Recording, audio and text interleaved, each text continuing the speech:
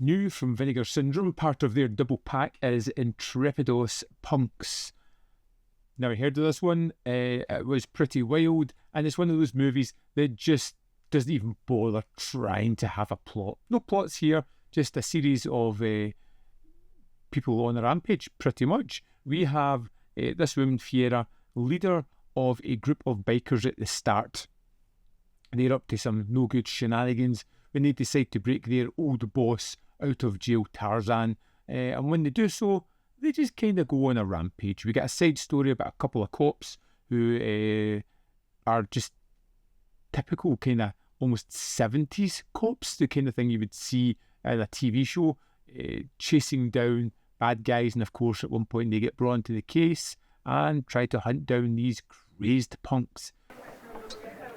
Me late que ya cayeron. No te fíes. A esta gente hay que darle confianza para llegar hasta el jefe. That is pretty much the whole story of this movie. Other than that, there is no plot to be spoken of. This is basically just sequences of this ragtag group going on rampages. In fact, they've got their own theme tune. So much so that in one sequence we get to see the band playing it as they rape and murder a group of women in a house.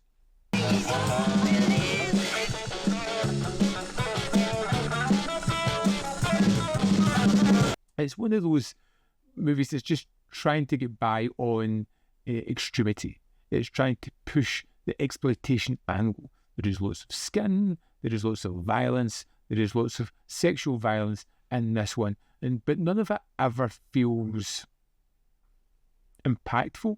We don't see the impact that it has on anybody else because we're just focused on this ragtag group of Neanderthal come bikers who love drugs and violence.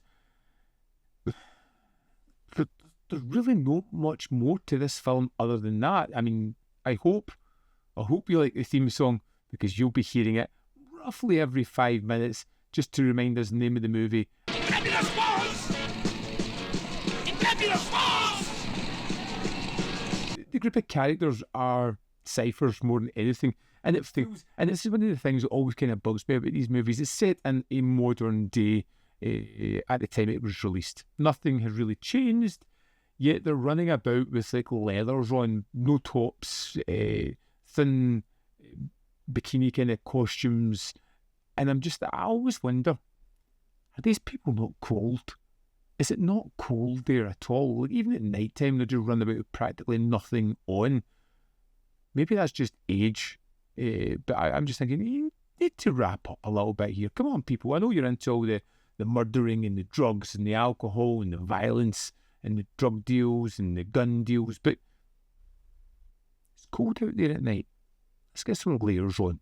Warm up a little bit.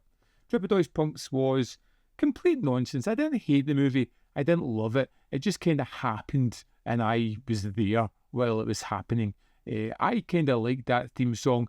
It's kind of toe-tapping and catchy. It's nothing spectacular, pretty much like the movie itself, but because it's so familiar, by the end of the film, you're getting used to it appearing, and it's welcoming to come back. Now, that could equally be grating to others, but Intrepidos Punks was fine, more than anything. I liked some of the performances. I liked some of the sequences. Some of them were just completely nonsensical. I liked the kind of pairing of the cops whenever I went back to them. They were kind of fun in a cheesy, familiar manner.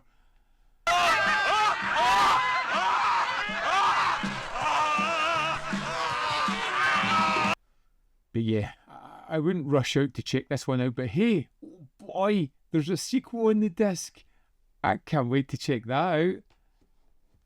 That'll be good. Maybe. We'll see.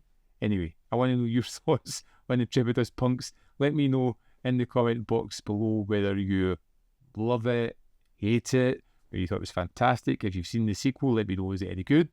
Is it more of the same? Which I'm pretty sure it's going to be. We'll see. As always, there is more content up here. You can see more of my stuff. In the description box below are links to Patreon, membership program, manvfilm.com. Always, in which you can support me. Thanks for watching, and I'll see you next time.